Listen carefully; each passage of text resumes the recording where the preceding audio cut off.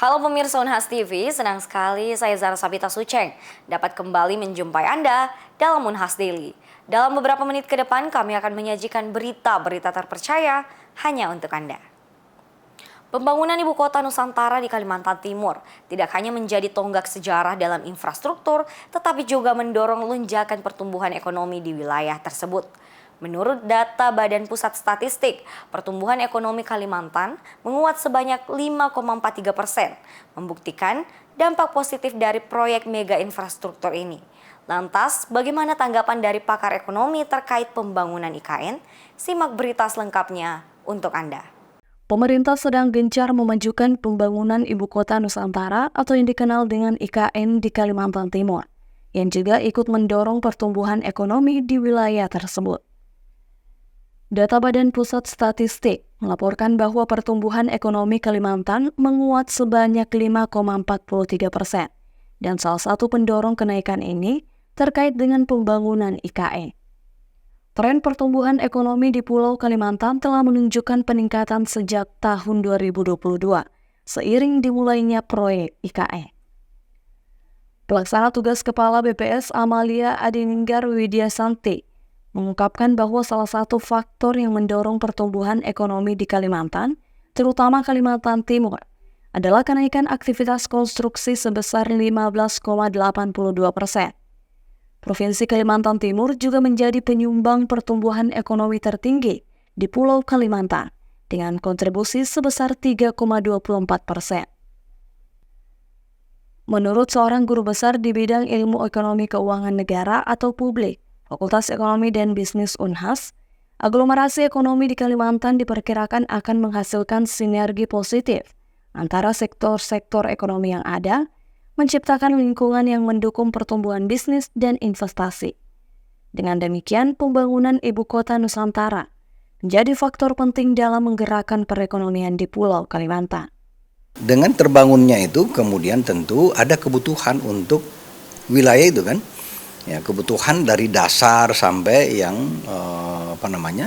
yang menengah sampai yang advance, kebutuhannya dari mulai bahan makanan minum sampai elektrik sampai infrastruktur tentu memerlukan supporting dari wilayah sekitarnya, ya, lokal, domestik maupun luar negeri. Tapi kalau kita bicara lokal, maka kebutuhan untuk makanan, kebutuhan apa, ya termasuk air, listrik dan seterusnya tentu akan dipasok oleh wilayah-wilayah sekitarnya.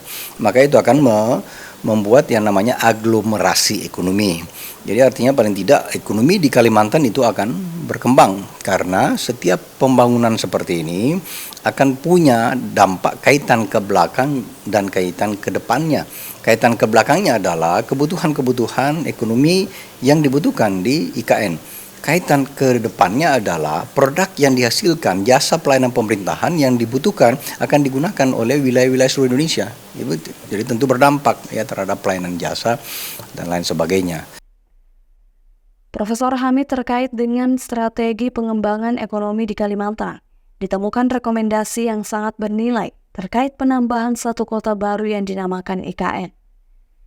Profesor Hamid secara tegas mengajukan pandangannya bahwa penambahan wilayah baru ini dianggap sebagai sumber pertumbuhan yang potensial, terutama ketika setiap kota dianggap sebagai pusat pertumbuhan atau growth center bagi daerah atau wilayah yang bersangkutan. Rahmatia, Evan, Unhas TV.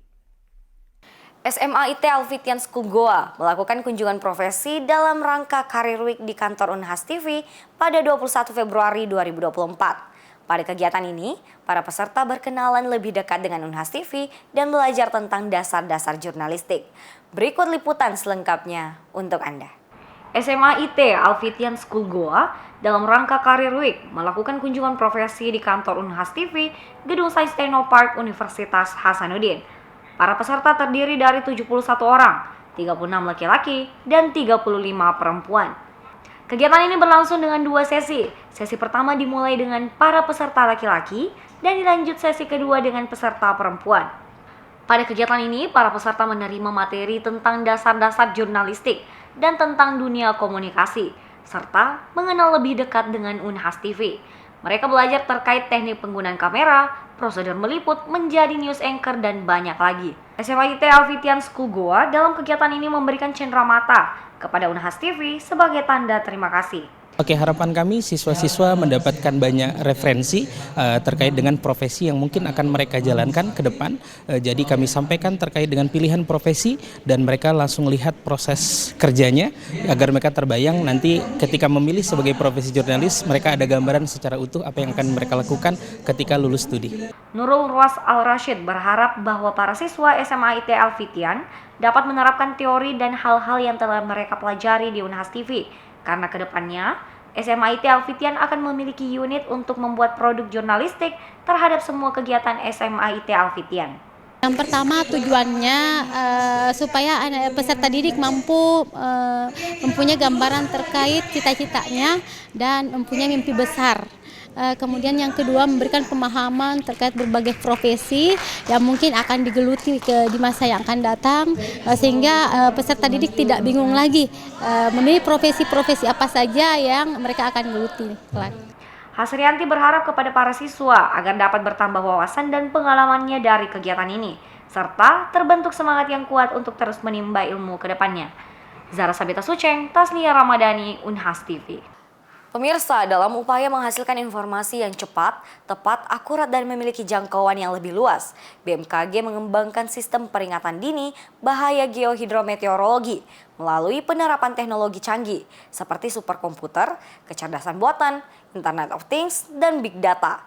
Lalu seperti apa pembaruan yang dilakukan? Berikut informasi selengkapnya untuk Anda.